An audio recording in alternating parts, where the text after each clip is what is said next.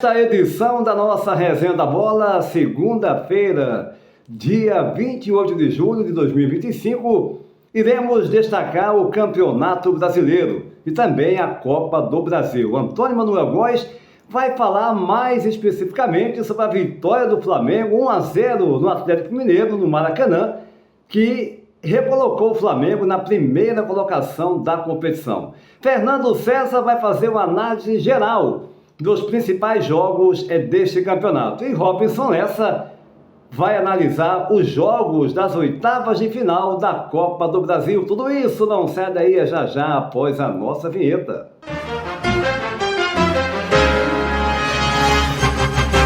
E a gente inicia mais uma Resenha da Bola e sem perder tempo eu vou dar um pulo ao Rio de Janeiro, porque Antônio Manuel Góes vai chegar analisando a vitória do Flamengo, 1-0 em cima do Galo.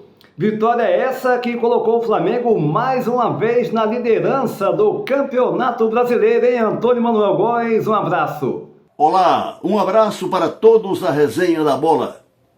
A par das alterações da defesa e do meio-campo por conta de lesões, Danilo, Alexandro e Ayrton Lucas, além de De La Cruz em lento retorno ao condicionamento físico para atuar em elevado rendimento.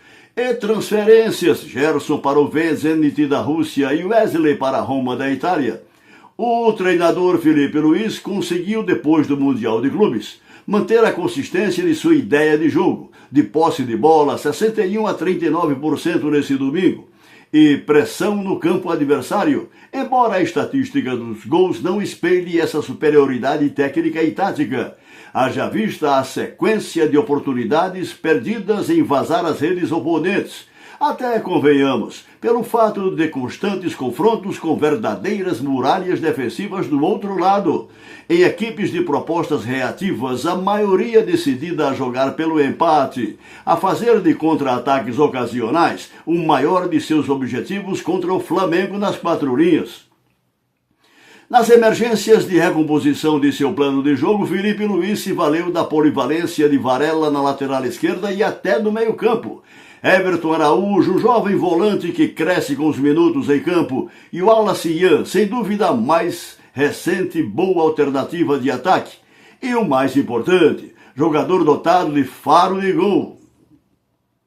Nesse domingo contra o Atlético Mineiro, as voltas conseguidos reveses e graves problemas extracampo, e sucesso da SAF dos mecenas que o administra, o Flamengo se viu a braços no Maracanã com a dificuldade inicial para encaixar a sintonia de suas linhas, ensejando pelo menos uma decisiva oportunidade desperdiçada pelo Galo, em arremate de Rony que Varela impediu em cima da linha fatal se transformasse em gol. Cuca mandou a campo uma formação tática diferente das dos compromissos anteriores, cuja maior referência consiste no apuramento físico e técnico do talentoso Hulk, que entretanto foi neutralizado pela vigilância defensiva do Flamengo, a partir da leitura de jogo de Jorginho, bem coadjuvado pelos Léos Ortiz e Pereira e Everton Araújo, Varela e Vinha pelos lados. O 0-0 do placar, consequência de um jogo pegado e ataques neutralizados pelas defesas, foi interrompido aos 30 minutos da fase final. Em cobrança de falta pela esquerda de sua zona ofensiva, Luiz Araújo, mais uma vez, alçou a bola para a cabeçada certeira de Léo Ortiz, que o excelente goleiro Everson não pôde deter. Flamengo 1-0. Apresentados à torcida antes do jogo, o polivalente meio-campista espanhol Saúl, 30 anos, ex-Chelsea, Atlético de Madrid e seleção espanhola, e o lateral direito Emerson Royal, brasileiro, 26 anos, ex-Milan, com passagem na seleção brasileira. Integram-se as peças disponíveis por Felipe Luiz para o andamento da temporada, às quais se juntarão nos próximos dias o meio ofensivo argentino Carrascal, 26 anos, contratado ao Dínamo de Moscou, e o brasileiro Samuel Lino, cria do Ninho do Urubu, destacado nas jornadas do Atlético de Madrid. O Flamengo voltou à liderança do Brasileiro com 36 pontos, ultrapassando o Cruzeiro 34, cuja sequência de vitórias foi surpreendentemente interrompida pelos 2-1 do Ceará Sporting, em pleno Mineirão. Próxima quinta, 31, no Maracanã, novo duelo entre Flamengo e Atlético Mineiro. Dessa feita, jogo de ida pelas oitavas da Copa do Brasil. Mais uma oportunidade no duelo tático entre o neófito Felipe Luiz e o experiente Cuca Antônio Júnior. É verdade, Antônio Manuel Góes. Agora, mais uma vez, Flamengo e Atlético Mineiro se enfrentando, só que pela Copa do Brasil na próxima quinta-feira. Um duelo que promete em mais um Flamengo e Galo. Vamos falar o Flamengo, que eu vi muita gente falando, o jogo não foi muito bom, o Flamengo não fez um jogo, fez um jogo abaixo. Gente, Campeonato Brasileiro, o nível é esse. Vai ter disputa, tem equipes mais fortes? Tem. Equipes com mais recurso financeiro? Claro. Mas a disputa no Campeonato Brasileiro sempre será acirrada. Então, o importante são os 3 pontos. No caso do Flamengo, como seria também para o Galo Mineiro. Mas agora, Fernando César chega direto de Curitiba numa análise mais ampla dessa rodada, hein, Fernando? Um abraço. Olá, Júnior. Olá, amigos da resenha. Estamos nos encaminhando aí para o desfecho do primeiro turno também do Brasileirão Série A. Final de semana, tivemos aí para muitas equipes já a realização de 17 rodadas, mas algumas equipes ainda realizaram um número menor. Equipes que atuaram em 15 confrontos, outras em 16, como é o exemplo do Flamengo, e algumas já chegando a 17 jogos. Bem, dos jogos que tivemos e que acompanhamos nesta 17ª rodada, eu assinalei aqui alguns que realmente me chamaram a atenção, como, por exemplo, a vitória do Fortaleza sobre a equipe do Bragantino, que vinha também com bom desempenho, e o Fortaleza agora sob o comando do técnico Renato Paiva, aplicando 3-1, o que demonstra já pelo placar a superioridade apresentada pela equipe do Fortaleza.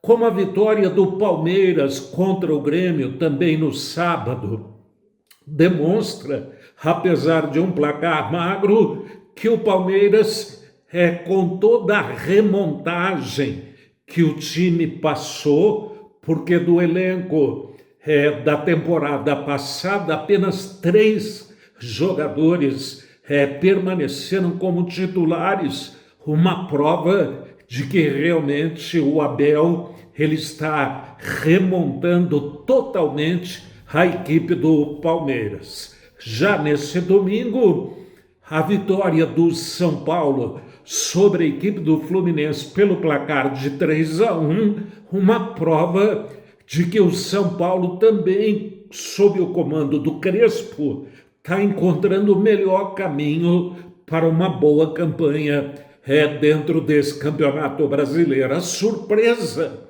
foi a derrota em casa da equipe do Cruzeiro para a equipe do Vozão, o time do Ceará, pelo placar de 2-1, realmente nos surpreendeu, o que demonstra que o Cruzeiro ainda tem alguns jogos a chamada irregularidade no seu desempenho técnico e até tático. E finalmente, claro, a vitória do Flamengo em outro clássico do futebol brasileiro sobre a equipe do Galo, sobre a equipe do Hulk, o que comprova a superioridade em termos de elenco, técnica e tática da equipe do Flamengo, sem contar da qualidade individual dos seus jogadores. Então, a gente tem hoje quase que uma certeza, embora vamos ter ainda um turno inteirinho pela frente, e o complemento agora desse primeiro turno, de que a disputa em termos de título realmente não nos surpreende, ela está aí estacionada entre Flamengo e Palmeiras, meu caro Júnior. Fernando, eu ainda coloco o Cruzeiro forte nessa briga, tem uma bela equipe. Agora, é claro que perder jogos como esse em casa para o Ceará, que vinha mal, 3 derrotas, complica, né? Eu coloco também Flamengo e Palmeiras com um favoritismo, mas o Cruzeiro na briga, né? Botafogo, para mim, se reforçou tal, mas está num nível mais abaixo. Enfim, teremos briga nesse campeonato brasileiro, meu caro Fernando César. O assunto agora é a Copa do Brasil, meio de semana, os jogos das oitavas, meu caro Robinson Neto chegando, um abraço. Olá, amigos do Resenha da Bola, olá, Antônio Júnior, satisfação grande estarmos passando por aqui e vamos falar sobre a Copa do Brasil. Copa do Brasil que nessa semana terá o início mais uma fase, a fase das oitavas de final, e grandes confrontos prometem atrair a atenção de torcedores do Brasil afora no milionário torneio nacional. Grandes clássicos nós teremos sendo disputados a partir dessa semana no sistema eliminatório de mata-mata, né? A gente sabe muito bem como acontece a Copa do Brasil, que da primeira até a última fase é disputada dessa forma. Então, muitos jogos chamam a atenção. O futebol brasileiro, que apresentou uma bela performance no Mundial de Clubes e vem deixando o seu torcedor um pouco mais otimista, um pouco mais confiante. E desses duelos todos que nós teremos pela frente, 2 em especial chamam a atenção do comentarista que aqui está. O primeiro deles, sem sombra de dúvida, Flamengo e Atlético Mineiro. 2 tradicionais equipes, 2 populares equipes do cenário brasileiro, que estarão se enfrentando, com a primeira partida sendo disputada no Rio de Janeiro e o segundo jogo em Belo Horizonte. Teoricamente, o Flamengo, por viver um momento bem mais positivo, bem mais favorável, é o favorito.